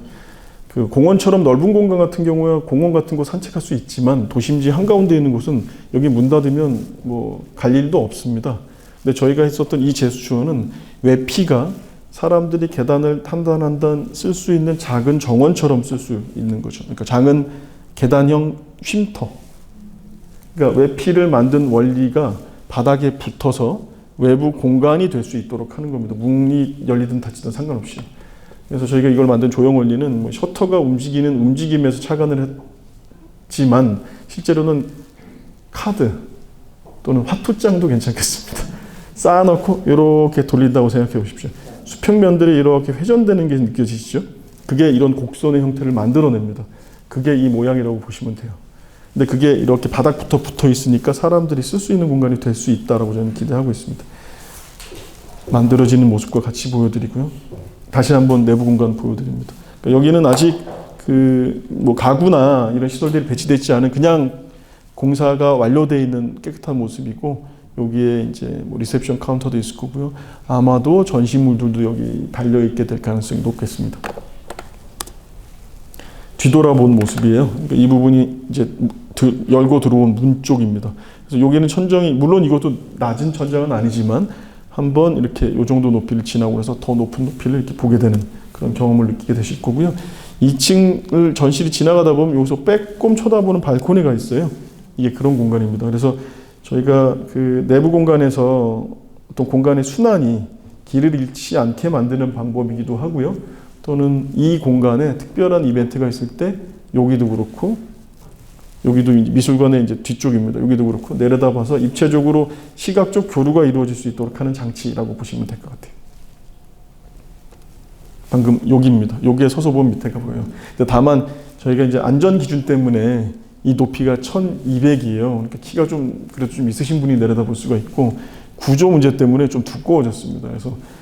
그래서 신장이 조금 있으셔야 아마 내려다 보일 거고요. 아마 안 그러시면 누군가의 도움으로 이렇게 한번 내려다 보이실 겁니다. 이게 지금 만들기 위한 디테일이고요. 이것도 한 장 한 장 쌓는 걸 평면으로만 그리는 게 아니라 단면으로도 다 그려서 이게 지금 여기서부터 여기까지가 몇 칸이고 요게 전부 다 그 다 사인이 다 있습니다. 그래서 한 장 한 장 쌓듯이 접합하는 방식도 다 있고요. 이런 식으로 밑에 그 콘크리트로 만든 먼저 구조물이 있는데 이렇게 그 철로 만든 프레임을 밖으로 빼고 거기다가 이 콘크리트 판을 거는 방식으로 이렇게 했습니다. 공사 중에 열심히 수고하셨던 분들 모습이고요. 과정 중에 있는 사진을 몇 장 보여드리겠습니다. 이게 이제 위에서 내려다본 드론 사진인데 꼭 무슨 컴퓨터 기판 같아 보이지 않나요? 실제로 아주 그렇게 정밀하게 이루어지고 있는데요. 좀 확대해서 보면은 이 가운데 부분이 계단입니다. 계단이 보이실까요, 이게? 꼭 왜 초음파 검사하러 가면 이거 보이죠? 안 보이는 것 같은데 나는 그런 것 같은데요. 여기도 계단입니다. 그거는 잘 보이실 거예요. 두 개의 계단이 있고요. 여기가 엘리베이터실입니다. 화물용 엘리베이터가 왔다 갔다 하는 거고요. 아까 보셨던 높은 공간이 여기입니다. 그래서 지금 이건 더 밑에 지하가 있어서 이제 뭐 이런 데들은 더 밑에 지하가 있어서 아직 콘크리트 판을 치지 않은 상태의 각종 가설물이죠. 그러니까 우리가 이렇게 좀 텅 비어 있는 것 같은 이 공간이 실제로 공사하는 중에는 이런 것들로 아주 그냥 가득 차 있다고 보시면 됩니다. 그래서 이런 기자재 또는 뭐 이런 뭐 가설 기자재들이 가설 자재들이 수많은 사람들이 이제 노고와 함께 그 안에 꽉 차 있다라는 생각이 좀 들고요. 이거는 이제 그 공사 중 콘크리트 거푸집을 뜯어서 가설비계를 이제 뜯어낸 상태입니다. 그러니 이 다음에 이제 마감 공정으로 들어가지만 그 콘크리트를 쳐다볼 수 있는 굉장히 몇 안 되는 순간이에요. 이걸 저희 이제 작가분이 잘 찍어주셨는데 이제 건축하는 사람들이 이 장면을 보고 굉장히 좋아하죠. 이게 보시면 이렇게 휘어져 있는 것처럼 보이는 게 위에 있는 벽의 선이에요. 그러니까 바닥을 여기가 굉장히 두꺼운 바닥입니다. 이게 지하 2층의 수장고인데요. 2개 층 높이로 지금 뚫려 있습니다. 이 높이가 지금 10m쯤 돼요. 그래서 이 여기에 지금 아주 꼭 아시는 분은 뭐 알아보실 텐데 꼭 뭐냐면 교량, 그 콘크리트로 만든 교량 밑이 이렇게 생겼을 거예요. 굉장히 두꺼운 보들이 지나다니고 그 위에 단단히 만들어졌으니까 모가지가 이렇게 좁아지는 건물이 여기에 올려져 있는 상태입니다. 조금 화면이 좀 더 밝았으면 좋겠다 생각이 드네요. 이 부분이 이렇게 건물이 아까 이렇게 휘어지는 1층 부분입니다. 이게 구조적으로 필요한 옹벽들이 이렇게 나가는 중이고요. 그러니까 지금 여기 지금 외피가 안 만들어져 있잖아요. 공사하는 중에는 여기를 그냥 다 들락날락 버렸습니다. 맨 마지막에 여기다가 콘크리트 판을 거푸집을 대서 타설을 했죠. 그러니까 이 위에 떠 있는 건 이 벽과는 상관이 없습니다. 이 벽이랑은. 요렇게 힘이 요렇게 전달되고 있는 중이에요. 어느덧 겨울이 왔고 밤의 모습이기도 합니다. 이게 진짜 밤처럼 깜깜하네요. 흡사 이건 꼭 이게 달처럼 보이더라고요. 그러니까 이게 콘크리트로 만든 거예요. 아까 처마처럼 쭉 내려와 있는 부분은 콘크리트가 아니고요. 거기에다가 이제 요거를 위에 맞춤형으로 만든 철골 부재입니다. 이렇게 하나하나 붙여 나가셨고 내려다 보면 이런 어떤 기하학적인 모습들도 보입니다. 네, 과정 안에 뭐 많은 사람들이 함께 했다. 아까 말씀드린 것은 3만장. 이거는 설계 과정이고요. 공사가 끝나고 나서 제가 다시 한번 카운트를 해봤습니다. 그랬더니 한 19,000명 정도? 이거는 하루에 똑같은 사람이 오늘 오고 내일 오면 2명. 그러니까 일한 사람으로 기준으로 했을 때 19,000명 정도가 온 거고요. 공기가 이제 공사가 한 1,000일 정도 했습니다. 여기 들어간 콘크리트 그러니까 콘크리트하고 철골을 재보니 한 23,000톤 정도? 근데 이거를 했고, 그 다음에 여기에 이제 저희가 주고받은 공사하는 과정 안에 공사를 잘 마무리하기 위해서 주고받은 문서와 뭐 미팅의 숫자들입니다. 저희가 보낸 파일만 한 3,700개? 받은 건 한 4,500개. 공무원들도 얼마나 열심히 일하는지 몰라요. 뿐 아니라 각계 하시는 분들도 다 열심히 일하시죠. 한 사람의 인부가 보통 10초에 한 번 정도 움직인다고 했을 때요. 10초에 한 번도 더 움직일 것 같은데 저희 아까 앞서 말씀드린 사람의 수와 날짜를 곱하니까 이게 48억 9,600만 번의 손짓이더라고요. 한 사람이 한다면. 그랬더니 이게 아시아 인구 전체를 한 번씩 악수하고도 1억 번 정도가 남는 몸짓이라고 계산이 돼요. 그래서 이게 이렇게 하고 보니까 좀 되게 정말 수고들 하셨구나. 뭐 이 건물이 더 많이 들어갔다라기보다 대부분의 건물들이 아마 이만한 수고가 들어갈 것 같다는 생각이 들었습니다. 그리고 이 건물의 바깥에 둘러져 있는 저 콘크리트 루바를 그냥 쭉 한 줄로 두르면 한 22km 정도 된다고 합니다. 네, 이런 모습이고요. 저희가 혹시 뭐 기사로 보신 분도 있을지 모르지만 청주시가 신청사를 건립하는 과정 안에 이야기가 많았었습니다. 22년에 국제설계 공모를 했었어요. 이제 우리나라의 뭐 외국에 이제 프리츠커상 이런 거 들어보셨을지 모르겠습니다. 프리츠커상 수상했던 사람과 그 급에 해당하는 사람들이 먼저 이제 올라가 있었고요. 3분이. 그리고 이제 한국에서 또 국제 공모로 해가지고 이제 나머지 분들을 채워서 총 7팀이 올라가는 방식으로 8팀이었나요? 경합을 하는 거였어요. 그래서 저희가 1차에서 어떻게 운 좋게 파이널리스트에 들어가서 국제 공모에 참여를 하게 됐고요. 그때 저나 학교 교수님이나 저처럼 이제 작은 설계사무소 연합으로 저희가 들어가서 그래도 꽤 열심히 결과를 만들어낸 작업인데요. 아쉽게도 이 당선안은 스노이따라고 하는 굉장히 유명한 세계적인 건축가 그룹이 당선이 됐음에도 불구하고 청주시청에서 이후에 다른 계획안으로 다시 재발주를 한 일이 있었습니다. 저는 좀 그게 아쉬운데 여하튼 뭐 그런 과정 안에 만들어졌었던 계획안입니다. 여기는 업무시설 공간을 보여드렸는데요. 그거보다도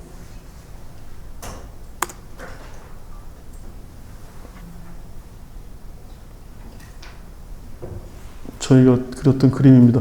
약간 해상도가 좀 떨어져서 아쉬운데 이게 청주 시내 전경입니다. 여기 청주 시내는 이 시청에 있는 자리는 용적률 1000%짜리 중심상업지역이에요. 그런데 건물이 그렇게 높은 게 많지는 않습니다. 아직은. 근데 지금 이 건물이 내려다보고 있는 이 뷰가 시청자리 뒤쪽에 45층짜리 주상복합이 지금 세워졌거든요. 공사가 완료되기 전이었습니다. 저희가 할 때는. 그래서 그 양해 뭐 사전에 협의해가지고 그 건물 옥상에서 내려다 보이는 사진을 찍은 다음에 저희가 그것을 바탕에 깔아놓고 저희 직원들이 핸드 드로잉으로 그린 겁니다. 한 7명이 2주일 정도 그렸죠. 근데 확대해 보면 어마어마하게 확대가 되는 간판에 글씨까지 다 써 있습니다. 왜 이랬냐고요? 이렇게 들여다보겠다, 정성스려 보겠다 그런 뜻이었습니다. 네. 이거는 이제 저희가 계획안을 만든 개념을 그냥 이렇게 탁탁탁 넘어가는 다이어그램인데 저기 조그만한 그 정원이 있었어요. 그것을 쭉 언덕을 만들어서 뿌리고요. 그 언덕을 하나하나가 건물을 들어 세우는 큰 기둥 같은 거예요. 그래서 미음자로 만든 단순하고 단단한 구조를 만들고 그 속에다가 복합적인 프로그램을 다 담는다. 그래서 바닥에서 기존에 있었던 그 숲을 연장시키듯 언덕 위에 건물을 올린다는 게 저희 이제 생각이었습니다. 그래서 보통의 관공서는 어떻습니까? 그 정문이 따로 있죠. 후문도 따로 있지만요. 그러니까 문이 딱 어떻게 그 통제되는 문만 가지고 있기 때문에 그 문이 닫히면 관공서 들어갈 수가 없습니다. 이거는 물론 필요에 의해서 닫아야 될 수 있겠죠. 그러나 관공서가 점유하고 있는 땅을 바닥에서 이렇게 언덕으로 띄었기 때문에 사방으로 점유하고 있는 공간 안으로 들어갈 수가 있습니다. 그래서 그 내부 공간은 다양한 광장으로 사용할 수 있도록 저희가 제안을 했었죠. 이런 투시도입니다. 그러니까 요 밑으로 이게 떠져 있어서 이렇게 떠져 있어서 안으로 쭉 들어가면 아이고 이게 해상도가 좀 많이 차이가 나는데 아무튼 이게 건물이 떠져 있어서 그 안으로 쭉 들어가게 되면 잠시만요. 이런 모습으로 이게 예전에 청주시청 본관의 일부를 유지한 거예요. 네. 이거는 이제 위에서 비 오는 날 도서관에서 내려다보는 것이고요. 건물의 한 귀퉁입니다. 저기에 나무가 하나 있습니다. 한쪽 부분은 중정인데 방금 보여드린 데는 천장이 없는 중정이고 큰 이제 중정이 2개가 있는데요. 하나는 천장을 가지고 있습니다. 그래서 여기에서는 이 위에는 업무시설이고 여기는 오픈되어 있는 카페나 식당 같은 기능이고요. 업무시설 내부입니다. 근데 저희가 생각한 거는 아주 단단한 구조물이 단순한 형태로 언덕 위에 떠 있다. 그래서 사방으로 사람들이 지나오는 데는 들어오는 데는 문제 없이 큰 건물이지만 관통될 수 있는 건물이고요. 대신에 그 껍질을 이렇게 벗겨보면 그 속에는 각각의 이게 5가지 공공시설이 하나로 합쳐져 있는 건물이었거든요. 이거 문화시설이고, 이건 도서관이고, 이건 시의회고, 여기가 시 업무시설입니다. 그리고 또 하나가 있었는데, 아무튼 보건소. 그래서 이게 건물 속을 들여다보면 정말 정밀하게 그런 프로그램들이 가득 차 있다라는 이미지를 저희가 만들려고 노력을 했었죠. 이 껍질이 이렇게 씌워져서 이게 원래 있었던 원림이고 그게 증식돼서 이렇게 숲으로 모습을 갖추고 이 부분이 지붕이 뚫려져 있는 중정이고 여기는 지붕을 갖추고 있는 중정입니다. 그래서 아까 그 도시임지에 이렇게 건물이 새로 이제 들어서는 걸로 저희가 드로잉을 했고요. 그래서 우리 이거 그린 친구 중에 한 명이 감사하게도 저를 여기다 그려 넣어줬어요.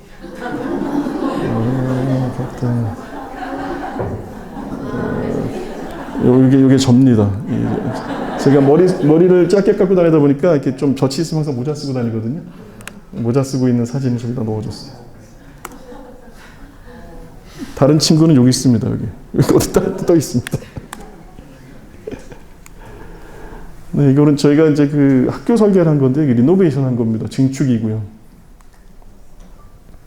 그 이제 제주도에 있는 학교입니다. 이렇게 지붕이 이렇게 삼각형으로 되어 있는 꼴인데 아마 학교 다닐 때 뭐 지붕꼴이 어떻든가 상관없이 모든 교실은 똑같은 모습이었을 거예요. 여기도 마찬가지였죠. 근데 저희가 그거를 개선해서 앞에 있는 건물은 밑에 썬큰을 만들어서 지하로 연결하게 하고 위에는 굉장히 큰 층고를 갖는 그런 공간으로 만들고 복도는 교실하고 연결될 수 있도록 하는 방식의 리노베이션 제안을 했는데 이게 이제 그럴 수 있었던 것은 지금의 학교는 담장 안에 있는 학교가 아니라 주변과 다 소통하는 학교가 되어야 하더라고요. 주변에 재생 사업이 있는 곳과 연결돼야 하고요. 특히 여기는 상업학교이기 때문에 그 특정한 날에 문을 열면 그분들을 환영해서 오히려 내가 졸업하고 나가 맞이해야 될 사람들을 미리 맞이하는 연습도 하는 겁니다. 보시면 이게 아까 그 지붕 뚜껑 열었 그 바로 옆에 있는 그 부분입니다. 그래서 굉장히 높은 층고를 갖는 복도를 만들었고요. 복도가 시라고 만나는 이런 데들이 보면 전부 다 폴딩으로 열립니다. 그래서 아까 기억 더듬어 보시면 앞서 보여드린 포천의 그 작은 주택 복도 앞에 있는 공간보다 그 옆에 있는 실이 점유해서 쓴다. 그런 방식으로 소통할 수 있도록 저희가 만들었고요. 이게 높은 층고를 갖게 되는 실입니다. 일반 실도 그래도 천정을 전부 다 특별한 모습으로 저희가 만들려고 노력을 했고요. 그래서 이게 복도가 이렇게 깊게 저희가 앞으로 이거를 다 달아냈습니다. 그래서 이 깊이가 제법 되기 때문에 아이들이 이 위에 올라가서 쓸 수 있도록 하고 이야기할 수 있도록 하고 여기다가는 화이트보드를 걸었는데 이렇게 쭉 밀면 미는 화이트보드입니다. 그래서 여기 서가지고 이제 누군가가 여기다가 누구 바보 쓰고 이제 도망가는 누구 와서 현재 이렇게 쓰는 거죠. 이 기존 건물의 이제 증축부를 저희가 다시 보강을 했고요. 뭐 이런 구조물들에 대한 보강 디테일이고 잘 보시면은 여기가 방금 전에 이만큼 더 복도가 달아매진 겁니다. 그래서 복도폭이 넓어져서 굉장히 이제 깊은 공간처럼 느껴지죠. 그런데 보시면 이 과정 안에 이렇게 생겨져 있습니다. 이제 이런 거 여기가 해풍을 보자 60년 정도 된 건물이니까요. 이게 부분적으로 좀 증축을 해서 틀리긴 하지만 이런 데는 저희가 설계를 할 때도 이렇게까지는 몰랐는데 막상 공사를 시작하고 몇 개 두드려 보니까 감리단장님한테 급한 전화가 온 거예요. 망치를 치니까 다 부서진다. 큰일 났다. 그래가지고 저희가 내려갔습니다. 그랬더니 과연 그런 부분이 있더라고요. 이제 그거는 아마도 뭐 해풍에 의해서 부식이 됐을 수도 있고 당초에 콘크리트 레미콘을 칠 때 염분이 많은 콘크리트였을 수도 있겠다 싶은데요. 여하튼 그런 걸 보강하기 위해서 있는 대로 일단 털어지는 데는 다 털고 철근을 다시 감아가지고 바깥에 거푸집을 대어서 건물이 있는 채 보강 공사를 더 했습니다. 철판으로 한 부분도 있고 이런 식으로 이제 보시면은 이렇게 다 앙상해진 거를 요 속에 지금 다 떨어져 나갔죠. 이렇게 바깥으로 철근을 더 대서 여기다가 케미컬 앙카라고 해서 화학물질을 넣어서 이 철근이 이 콘크리트에 정착될 수 있도록 하는 장치가 있습니다. 단단히 고정시키고 거푸집을 바깥으로 댄 다음에 콘크리트를 부어서 다시 제대로 된 그 기둥 모습을 갖추게 되는 겁니다. 이렇게.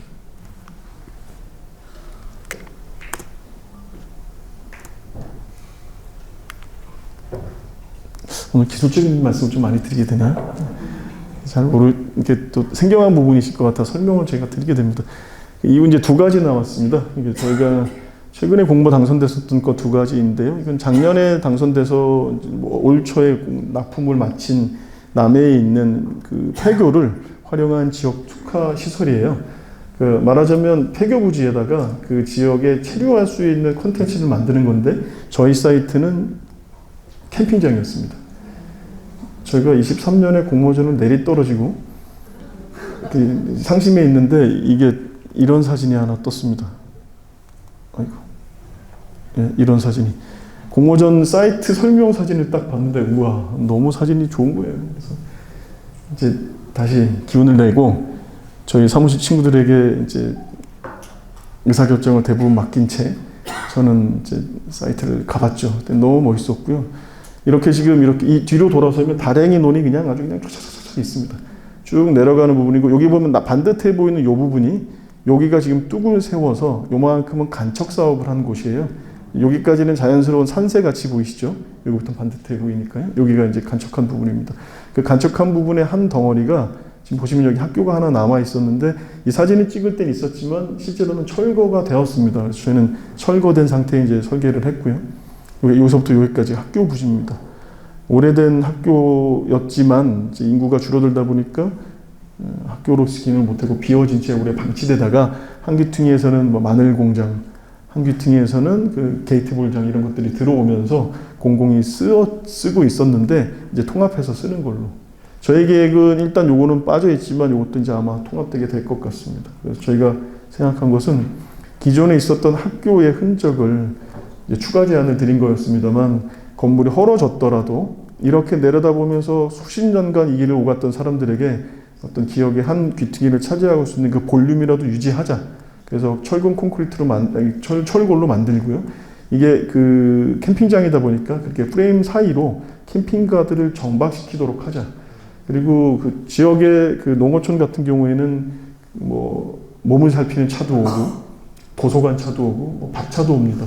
그런 차들 올 때마다 여기에다 세우자. 그러면 이제 그게 세워지는 순간은 어느 날은 보건소 되고 어느 날은 뭐 잔칫날 되고 뭐 그러지 않겠습니까? 왜냐하면 캠핑카가 정박하는 날은 뭐 휴가철이나 주말이 더 많기 때문에요. 주중에도 이 공간을 쓸 수 있도록 해야 합니다. 안 그러면 아까 되돌아가 보죠. 아까 그 화엄마을의 긴 전망대 놨듯이 캠핑장이 있는 자리는 주민의 자리가 아니에요. 쓰레기만 버리고 하는 자리라고 인식하죠. 게다가 캠핑장 오는 사람은 동네 슈퍼도 안 가요. 다 바리바리 싸우거든. 그러니까 그렇지 않도록 지역 주민이 쓸 수 있도록 하는 방식으로 했고요. 그리고 콘텐츠 같은 경우도 저희가 다 기획을 했습니다. 콘텐츠 기획자하고 같이 했는데 여기에 이제 좋은 음식들을 밀키트로 만들어서 여기에서 제공받을 수 있도록 하고 음식을 중심으로 하는 학교라는 주제에 걸맞게 기존의 학교라는 주제에 걸맞게 음식을 통한 커리큘럼을 가져서 캠핑장에 오면 엄마 아빠들이 맨날 그 애들 케어하느라고 힘들거든요. 두 가지죠. 뛰어다니는 거 체력적으로 쫓아갈 수가 없고 그 아이가 떠들면 옆집에 피해가니까. 그런데 여기 이런 프로그램에 맡겨놓으면 아이는 거기서 얼마나 즐겁게 그럼 엄마 아빠는 받아보면서 쉬는 거죠. 그래서 이제 사실 이런 캠핑장 프로그램이 가족 단위로 될 때는 아이를 위한 전담 프로그램이 좀 필요합니다. 근데 그때 사용하는 컨텐츠를 지역에서 나는 좋은 음식들을 가지고 요리 수업을 아이들과 같이 해보자. 그리고 거기에 쓰이는 재료들은 지역에서 1차 가공된 밀키트를 넣는다. 이런 방법까지 저희가 전부 다 구상해가지고 제안해서 저희가 당선이 됐었습니다. 계획안은 조금 달라지긴 했는데요. 길이가 한 그래도 8, 90m 정도 되는 이거는 지원 시설인데 카페도 들어있고 캠핑에 필요한 여러 가지 시설들이 들어있는 건물이고요.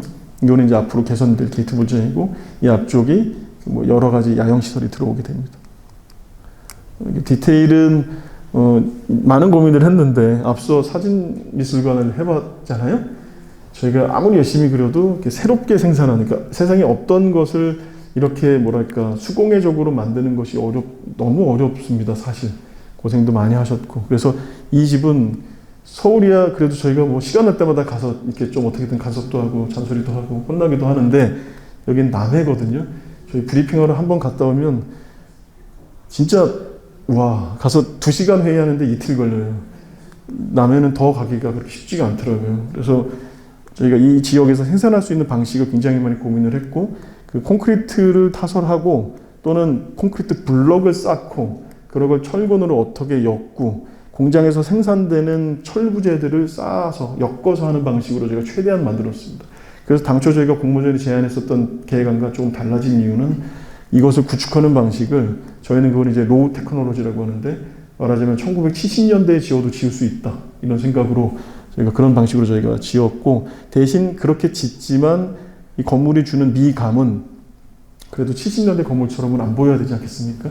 그런 방식을 이제 고민하면서 저희가 만들어냈고요. 마지막으로 보여드릴 거는 이제 얼마 전에 저희가 당선된 건데 서울 어린이대공원들 많이 가보셨겠죠? 저는 이제 어린이대공원 바로 근처에 있는 초등학교를 나왔습니다. 그래서 1학년 때부터 6학년 때까지 어린이대공원 소풍을 갔어요. 그래서 초등학교 졸업하고 난 다음에는 어린이대공원 잘 안 가봤지만 저 기억 속에는 아주 선명하게 자리 잡고 있는 곳입니다. 어린이대공원 식물원. 공모전이 나왔다길래 너무 반갑기도 하고 그리고 좀 잘 해보고 싶은 마음에 열심히 준비해서 저희가 당선이 됐어요. 이게 저희가 제안한 계획안입니다. 이거는 철골로 만들어져 있는 이 온실의 이 구조물은 유지해야 된다가 전제 조건입니다. 이게 사실은 굉장히 특별하게 생기긴 했어요. 그 철골 부재가 먼저 보이고 부재 속에 유리면이 들어 있습니다. 그래서 보시기에는 따라서는 되게 구조적인 아름다움이 느껴지죠. 날카롭게 보이기도 하고요. 그러니 그건 이제 유지는 해야 되는데 온실로서 제대로 기능하기 위해서 어떤 방식으로 해야 될지 저희가 접근한 방법은 이렇습니다. 이게 기존엔 여기에 2층짜리 콘크리트 건물이 그냥 있었습니다. 어디서나 보일 법한 기능에 충실한 2층짜리 건물인데요. 저희는 먼저 이 계획에 임하게 있어서 첫 번째 생각한 것이 어린이 대공원 이전이 뭐였는지도 대부분 아시죠? 예, 골프장이었죠. 골프장에 클럽하우스 외에 뭐 그닥 그렇게 큰 건물이 필요했겠습니까? 그리고 그 이후에 어떤 특별한 마스터 플랜으로 뭐 어떤 계획가가 전체적인 이제 계획을 리딩해오지도 않았고요. 그러니 어린이대공원에 있는 뭐 대부분의 건물들은 그때그때 필요한 건물들을 그때그때 열심히 만드셨던 거예요. 그러다 보니 뭐 재료나 형태나 또는 뭐 기능들의 연결성에 대한 생각을 하기 어렵습니다. 그래서 저희가 여러 고민 끝에 2가지 축을 저희가 들여왔는데요. 그 옛날에 골프장 클럽하우스로 썼었던 건물이 이후에 과학관이 되고 지금에는 꿈마루라는 건물이 됐습니다. 한국의 조성룡이라고 하는 위대한 건축가가 한 분 계신데 그분이 설계하셨죠. 굉장히 여러 가지 의미로 좋은 건물이 되기 위해 재탄생하기 위한 교본 같은 건물입니다. 그 건물이 하나 있으니 거기서 배워야겠다.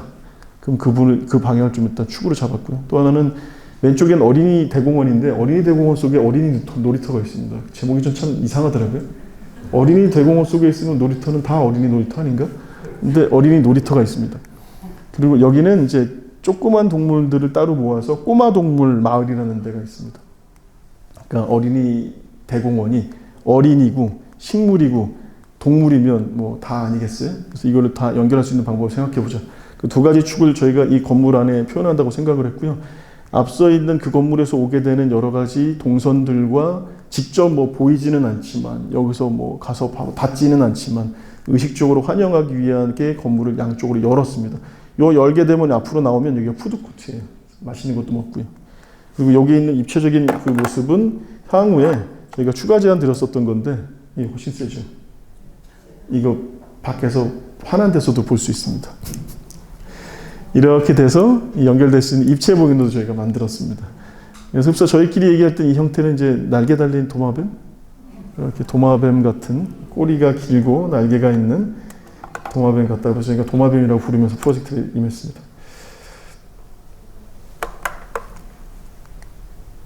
네, 저희 평면도입니다. 말씀드린 내용을 평면도에서 더 자세히 보실 수가 있어요. 이 부분이 위하고 연결될 수 있도록 한다. 여기하고 연결하기 위해서 비운다. 그래서 2개로 벌린 사이로 그 사람들을 맞이하는 입구가 생기고요. 4개로 나뉘어진 날개 같은 곳이 여기는 보존원실, 여기는 카페, 여기는 이제 엄마 아빠 쉬는 곳, 이쪽은 그 관리자들을 위한 곳입니다. 큐레이터들이 그 식물을 연구하기 위한 공간이고요. 2개의 이제 온실로 나눠집니다. 저희가 생각했던 온실은 좀 달리 해봤었어요. 이게 바닥을 쭉 평평하게 오고 원래 있었던 나무들이 있는 자리 중에 큰 나무들도 있으니까 물론 공사 중에 대부분의 나무는 철거될 수밖에 없지만 일부 보존하고 그 사이사이로 이렇게 쭉 들어가듯이 앞에 또 기억나시죠? 저희 박물관 어떻게 본다고 그랬나요? 한 번에 쫙 보인다고 그랬죠? 그래서 그 안에 그 내가 관심 있는 거로 들어간다고 그랬잖아요. 저희가 생각하는 식물원은 이 프로젝트에 저희가 공모 때 제출했던 제목이 식물 도감이에요. 아이들이 이제 식물원이라고 하는 것도 처음으로 돌아가 보면 그게 도서관 같은 거라고 생각하거든요. 실제로 그렇게 말씀하시는 부분도 있습니다. 어떤 특별한 도시가 특별하기 위한 2가지가 필요한데 그 중에 하나가 식물원이라고 말하시는 분이 있는데 그분은 그걸 도서관으로 표현하시죠. 여하튼 서가처럼 요 다리 사이도 그 각종 식물들이 자라고 있고 한눈에 여기에서 쭉 내려다보고 쟤한테 가야지 그러면 그걸로 쭉 갈 수 있도록 한다. 라고 저희는 계획을 했고 다만 이제 그것과 그것 사이를 연결하는 작은 오솔길들도 있어야겠다.